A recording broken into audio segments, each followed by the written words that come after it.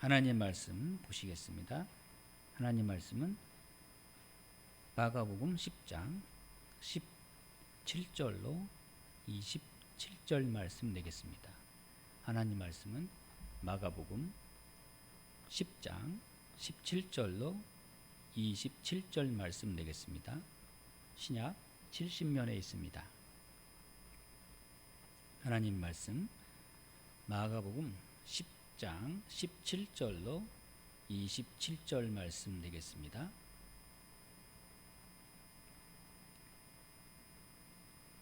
마가복음 10장 17절로 27절까지 찾으신 대로 저와 함께 한마음으로 봉독하겠습니다. 시작. 예수께서 길에 나가실새 한 사람이 달려와서 꿇어 앉아 묻자오되 선한 선생님이여 내가 무엇을 하여야 영생을 얻으리이까? 예수께서 이르시되 내가 어찌하여 나를 선하다 일컫느냐? 하나님 한 분 외에는 선한 이가 없느니라. 내가 계명을 안 하니 살인하지 말라, 간음하지 말라, 도둑질하지 말라, 거짓 증언하지 말라, 속여 빼앗지 말라, 내 부모를 공경하라 하였느니라. 그가 여짜오되 선생님이여 이것은 내가 어려서부터 다 지켰나이다. 예수께서 그를 보시고 사랑하사 이르시되 내게 또 한 가지 부족한 것이 있으니 가서 내게 있는 것을 다 팔아 가난한 자들에게 주라. 그리하면 하늘에서 보화가 내게 있으리라. 그리고 와서 나를 따르라 하시니 그 사람은 재물이 많은 고로 이 말씀으로 인하여 슬픈 기색을 띠고 근심하며 가니라. 예수께서 둘러보시고 제자들에게 이르시되 재물이 있는 자는 하나님의 나라에 들어가기가 심히 어렵도다 하시니 제자들이 그 말씀에 놀라는지라. 예수께서 다시 대답하여 이르시되 얘들아 하나님의 나라에 들어가기가 얼마나 어려운지 낙타가 발길로 나가는 것이 부자가 하나님의 나라에 들어가는 것보다 쉬우니라 하시니 제자들이 매우 놀라 서로 말하되 그런즉 누가 구원을 얻을 수 있는가 하니 예수께서 그들을 보시며 이르시되 사람으로는 할 수 없으되 하나님으로는 그렇지 아니하니 하나님으로서는 다 하실 수 있느니라. 아멘. 오늘 본문의 말씀에는 젊은 부자 청년이 예수님 앞에 달려나왔다. 또 꿇어 엎드려서 예수님 앞에 영생을 구합니다. 이 사람은 일단 젊습니다. 또 부자입니다. 또한 다른 복음서에 보면은 이 사람은 율법사입니다. 관원 출신입니다. 보통 사람 이상입니다. 젊은 데다가 유대사회의 모든 사람들로부터 존경을 받고 있고 또 그는 뭐 하나 부족할 게 없는 부자입니다. 그런데 이 사람에게 딱 한 가지 부족한 것이 있습니다. 어떻게 하면 영생을 얻을 수 있을까? 이 사람은 그만큼 내세에도 관심이 있는 상당히 지적인 사람이고 또 영적인 사람입니다. 지금 이대로는 만족할 수 없다. 내게는 영원한 생명, 오늘 말씀에 영생이라고 했지만 여러 가지 많은 것을 포함하고 있습니다.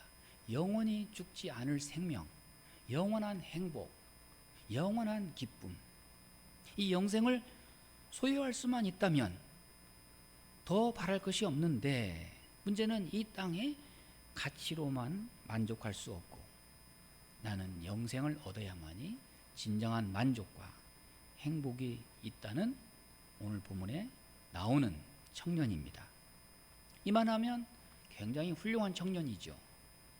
자신의 이득과 부와 명예를 떠나서 오직 한 가지, 어떻게 하면 영생을 얻을 수 있습니까? 오늘도 마찬가지입니다. 우리가 현대 사회를 살면서 우리가 여러 가지를 누려보지만 아무리 누려도 우리의 마음의 행복과 만족을 줄 수 없다는 것, 여러분도 다 잘 아시지요. 어쩌면 이 땅에 더 집착하면 집착할수록 더 목마름이 있고 더 갈증이 있을 수밖에 없습니다.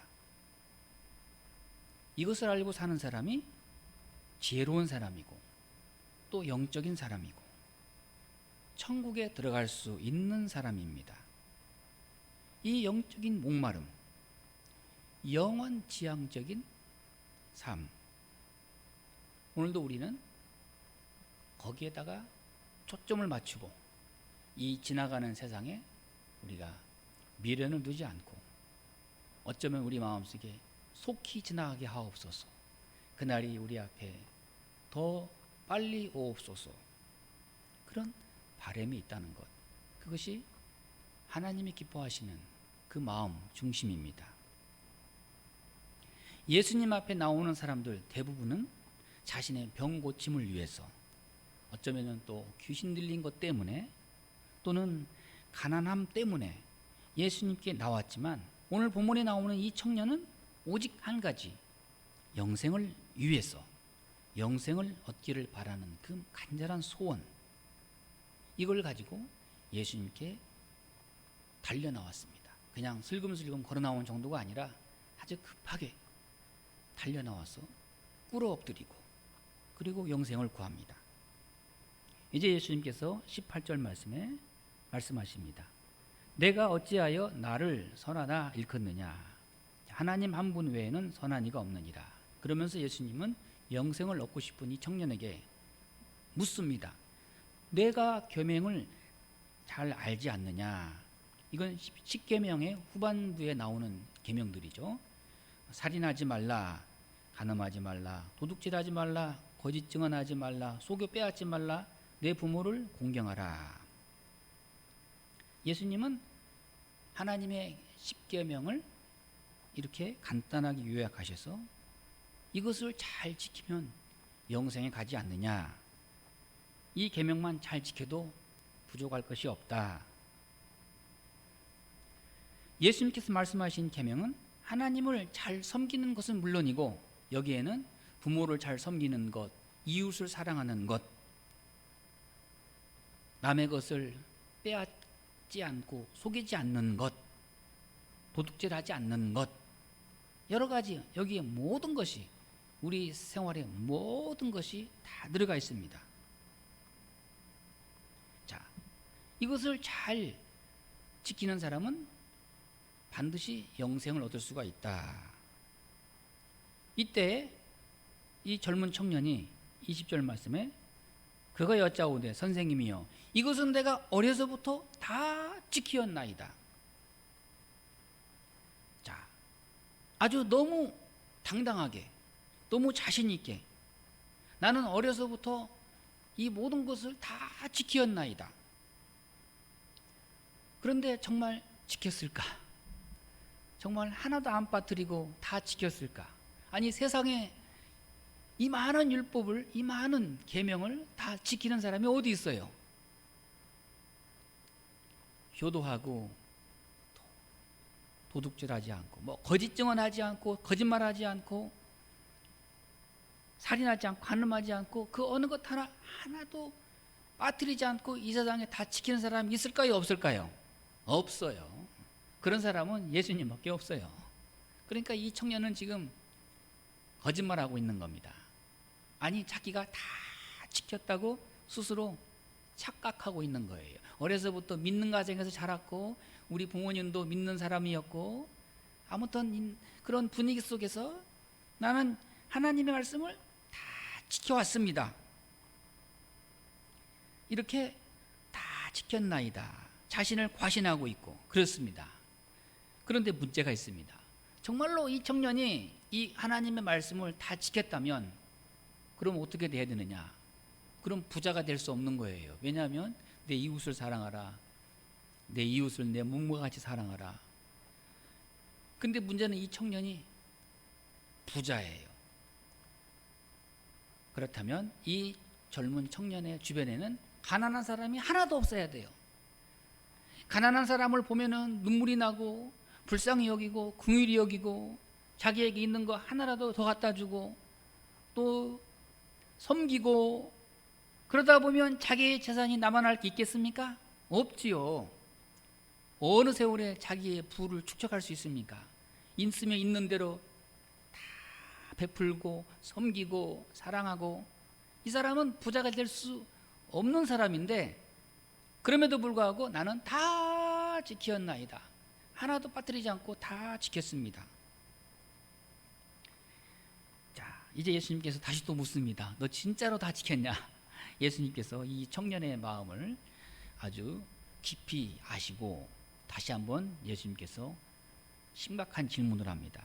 21절 말씀에 예수님께서는 그 청년을 불쌍히 여기시고 또 사랑하는 마음으로 내게 아직도 한 가지 부족한 것이 있으니, 너는 아직도 모든 것이 다 부족함이 없고 다 지켰다고 말하는데 아직도 한 가지 부족한 것이 있으니 가서 내게 있는 것을 다 팔아 가난한 자들에게 주라. 그리하면 하늘에서 보화가 내게 있으리라. 그리고 와서 나를 따르라. 그랬더니 이 청년이 어떻게 합니까? 22절 말씀에 이 사람은 재물이 많은 고로 이 말씀으로 인하여 슬픈 기색을 띠고 근심하여 가니라. 이 사람은 이 예수님의 이 말씀, 이것이 자기에게 시험이 되고 가시가 돼서 더 이상 한 걸음 진전하지 못하고 영생을 얻으러 왔다가 그만 실족해서 그만 영생이고 뭐고 다 포기하고 그냥 근심하고 그리고 예수님을 떠나버렸습니다. 결국 영생을 포기하고 말았습니다.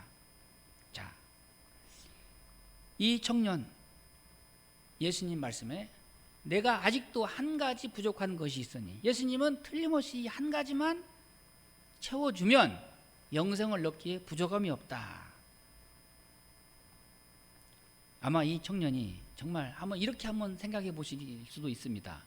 예수님께서 이렇게 내가 아직도 한 가지 부족한 것이니 이것을 팔아서 가난한 자들에게 주고 그리고 와서 나를 따르라 할 때 이 청년이 아멘 할렐루야, 내게 있는 거 다 팔고 다 정리하고 그리고 다시 오겠습니다. 그랬더라면 어떻게 되었을까? 예수님께서 그리고 만약에 이렇게 다 팔고 오겠습니다 라고 했다면 예수님께서 됐다, 그만하면 됐다, 안 팔아도 된다, 내 믿음대로 될지어다. 예수님은 틀림없이 청년에게 내가 천국문에 가까이 와 있다, 내가 영생을 주노라, 만복의 복을, 근원을 복을 받았을 것입니다. 그런데 이 청년은 그만 재물이냐 영생이냐, 예수님이냐 내 재산이냐, 양자택일에서 그만 갈등하고 고민하고 심히 근심하여서 마음이 걸림이 돼서 그만 예수님을 떠나버리고 말았습니다. 아니, 재물을 떠나야 되는데 예수님을 떠나버렸어요. 재물을 이별해야 되는데 영생이고 예수님이고 다 포기하고 오로지 자기의 재산, 이거를 포기하지 못해서 그만 예수님을 떠나가고 말았습니다. 마음에 영생은 얻고 싶은데 이 예수님 말씀 한마디에 그만 시험이 돼서 넘어지고 말았습니다. 여러분, 우리가 세상 모든 것을 다 가진다 해도 영생을 포기하면 안 됩니다. 아니, 모든 것을 다 팔아서라도, 다 정리해서라도, 모든 것을 다 헌신해서라도 영생을 얻을 수만 있다면 우리는 그렇게 해야 됩니다. 영생보다 더 귀한 것은 없기 때문입니다. 여러분은 예수님을 끝까지 택할 것인가? 아니면 그래도 이 땅에 사는 동안에 그래도 내게 있는 물질, 거기에 마음을 쏟을 것인가? 여러분 어느 쪽입니까? 그건 두말할 것 없이 끝까지 우리 예수님만을 붙잡을 수 있기를 바랍니다.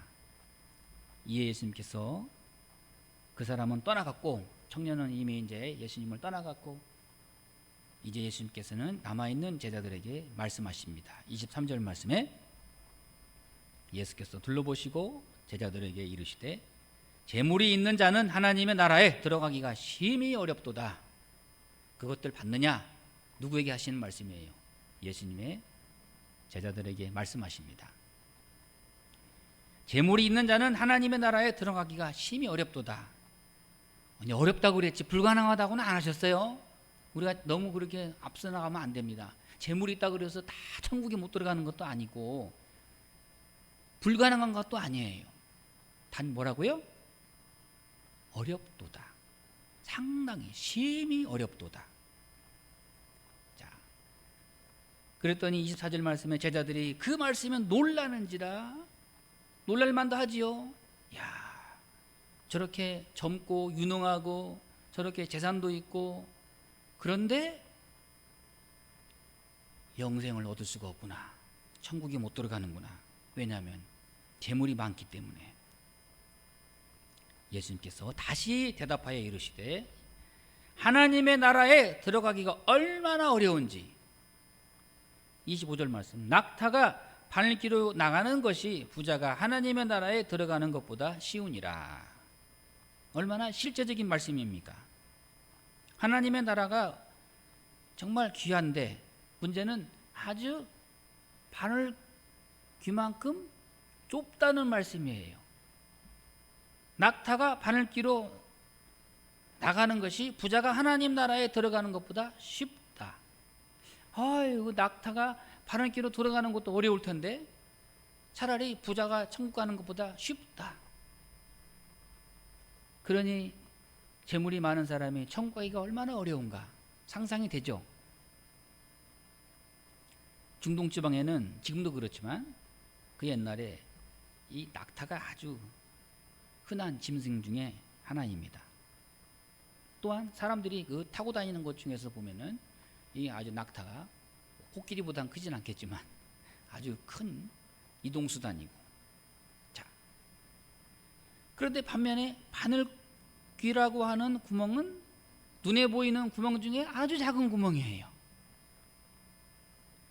가장 큰 짐승이 가장 작은 구멍에 들어가는 것이 부자가 천국에 들어가는 것보다 쉽다.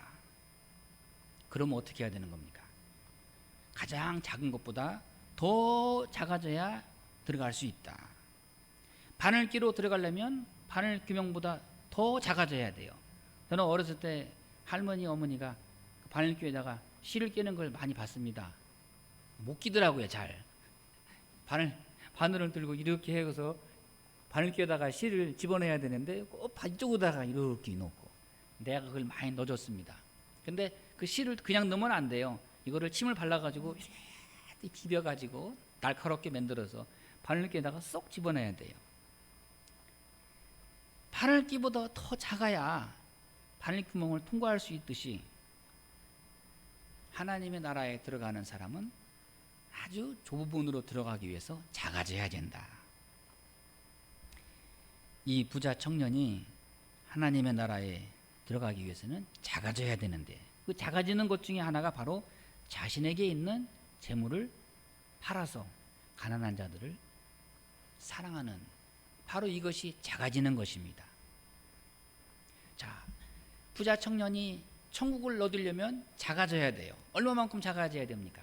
바늘귀에 들어갈 만큼 아주 작아져야 됩니다. 작아진다는 것은 뭘 의미합니까? 마음이 하나님 나라에 있어야죠. 또한 하나님이 주시는 그 은혜와 기쁨으로 충만하고 또 이웃을 사랑하는 마음으로 충만하고 또 어떻게 하면 더 다른 사람에게 이로운 사람이 될까? 어떻게 하면 더 겸손한 사람이 될까? 그러다 보면 작아질 수밖에 없는 겁니다. 근데 문제는 이 청년이 둘 다 얻으려 했기 때문에 영생을 얻지 못한 것입니다. 재물도 얻고 영생도 얻고 둘 다 가지려 하는데 큰 시험이 있었던 것입니다. 예수님 말씀하십니다. 하나님과 재물을 겸하여 섬기지 못하느니라. 그렇습니다. 이 청년은 정말 재물을 가지고라도 천국에 들어가는 마음만 있는 것 같아요. 절대로 이것은 포기할 수 없다. 영생의 들어가고 싶은 마음은 간절한데 아주 재물을 다 몽땅 짊어지고 아니 이 땅에 살아가는 날 동안에 하나도 다 남김없이 포기하지 않고 그러니 천국문에 들어갈 수 있어요, 없어요? 못 들어가죠. 재물은 하나님 나라에 들어가는 일에 있어서 축복이 될 수도 있고 저주가 될 수도 있습니다. 그러므로 우리는 우리의 선택에 우리가 우선순위를 어디에 둬야 되는가? 항상 우리 마음은 그의 나라와 그의 의에 가 있어야 됩니다. 그리고 나면 하나님께서 뭐라고 말씀하십니까? 그리하면 이 모든 것을 너희에게 더하시리라. 그런데 반대로 이 땅의 것을 다 취하고 재물을 취하고 나면 영생이 보너스로 따라오를 줄 알았는데 그건 아닙니다. 재물은 우리의 사람을 유익하게도 하고 또 자유롭기도 합니다. 재물이 또한 그런데 반대로 우리를 또한 더 아주 탐욕스럽게 하는 우리에게 하나의 큰 시험이 될 수가 있습니다. 문제는 재물의 노예가 될 수 있다는 것이 엄청난 손해이고 시험입니다. 재물은 필요하되 재물을 내가 손에 쥐고 관리할 수 있어야지 내 마음대로 하나님 영광을 위해서 쓰고 섬기고 나눠주고 이것이 진정한 재물의 의미이지 그만 재물이 나의 우상이 되고 재물은 나의 주인이요 나는 그의 종 노예가 되면 안 되는 거죠. 문제는 재물 관리의 능력을 달라고 우리가 또한 기도해야 할 것입니다. 문제는 하나님보다 재물을 더 좋아하는 데 있습니다. 그렇습니다. 오늘 또 우리가 이 세상에 살아가면서 눈에 보이는 것, 현실적인 것, 물질적인 것, 당장에 우리 손에 쥐어지는 것 이런 것들이 우리를 행복하게 할 수 있고 우리를 더 풍요롭게 할 수 있을 것 같고 우리에게 만족을 줄 수 있을 것 같아서 우리는 하나님보다 재물을 더 앞서서 생각하고 생각도 좋아하고 섬기다 보면 갈수록 하나님과 멀어져 버릴 수밖에 없습니다. 문제는 하나님이냐 재물이냐 영생이냐 물질이냐 우리는 이 양자택일에서 반드시 한 가지를 얻기 위해서 나머지 모든 것을 다 포기하고 내려놓을 수 있어야 됩니다. 여러분 재물을 의지하는 마음은 하나님께 도전하는 마음입니다. 재물은 우리의 관심을 독점하고 또 우리의 신앙을 독점합니다. 재물이 한번 마음에 빼앗기기 시작하면 세상에 눈에 보이는 게 없어요. 자식도 안 보이고 부모도 안 보이고 형제간의 우애도 없고 또한 더 심각한 문제는 우리의 신앙이 위태로워집니다. 현대인들의 시험은 어디에 있습니까? 간단합니다. 재물을 하나님보다 교회보다 더 우선시함으로 인해서 오는 시험입니다. 교회에 헌신하고 봉사하고 섬기는 마음으로 우리가 신앙생활을 하면 하나님이 기뻐하시고 우리에게 복을 주십니다. 얼마나 복을 주시는지 30절 말씀에 제가 읽어드리겠습니다. 현세에 있어 집과 형제와 자매와 어머니와 자식과 전토를 100배나 받되 그랬습니다. 이 땅에 살아가는 동안에 하나님께서는 넘치게 복을 주시는데 100배나 복을 주신다. 물론 내세에는 말할 것도 없고요. 그런데 현대인의 우리 그리스도인들은 항상 이 물질, 재물 여기에 항상 걸려 넘어지는 사람들이 많더라. 그렇습니다. 잘 나가던 사람도 신실한 신앙인도 그만 이 물질 때문에 시험이 들고 이상하게 하나님 나라 영광을 위해서 우리가 헌신하고 봉사하고 하나님을 섬기는 마음을 다해서 우리가 충성합시다. 그러면은 할렐루야, 아멘, 감사하고 그러면 얼마나 좋습니까? 우리 또 우리 교회가 또 물질을 강조하는구나. 우리 목사님이 또 헌금을 강조하는구나.